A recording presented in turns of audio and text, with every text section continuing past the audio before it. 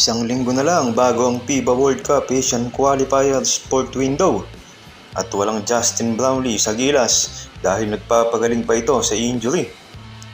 Nang itanong ni sports vlogger at podcaster na si Pau Salud kung pwede pa bang dumating si Jordan Clarkson para tulungan ang Gilas Pilipinas. Naging direkta ang sagot ng veteran sports journalist na si Homer Saison at dagdag pa niya dahil may iba pang commitment si Jordan Clarkson bilang commercial model. Out of the question na umano ang kanyang pagsabak sa window na ito.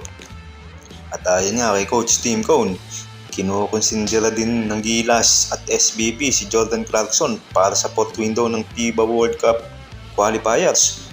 Pero masyadong maiksi na ang panahon para maproseso ito. May plano nga siya nang ibalik si Jordan Clarkson sa Gilas Pilipinas ayon kay Coach Tim Cone. Inamin ni Coach Tim Cone na certainly talk about and consider si Clarkson pero hindi na nagkaroon ng sapat na oras ang Gilas para seryosong habulin ang NBA star para sa upcoming FIBA window.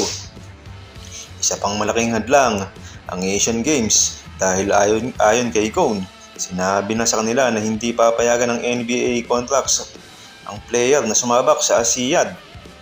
Currently under contract with the New York Knicks at hindi kasama si Clarkson sa 30-man Gilas pool para sa Asian Games.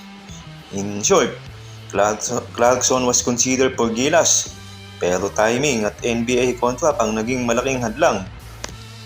Natapos nga ang third window sa first week ng July. May almost 2 months lang sila para ayusin ang lahat ng schedule at contract si Jordan Clarkson kung siya ay lalaro sa fourth window.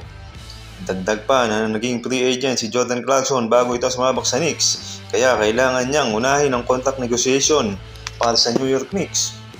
Ayon nga kay Gilas Pilipinas head coach Tim Cone, hindi pa rin available si Benny Boatwright dahil wala pa siya passport at final approval para makasama sa team. Samantala, hindi rin makakalaro si Ange Kwame dahil nasa France ito at may existing contract.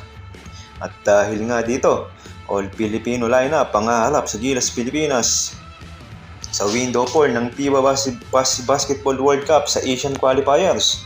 At naasahan nga na hindi makakalaro si Justin Brownlee dahil sa injury. Pero nagbabalik naman si Kai Soto para sa Gilas Pilipinas. Kamusta mga idol? Sports Zone PH para sa sports news and update. Kung bago ka pa lamang dito sa channel ko, pindutin mo na ang subscribe button at notification bell para lagi kang update sa mga sports news.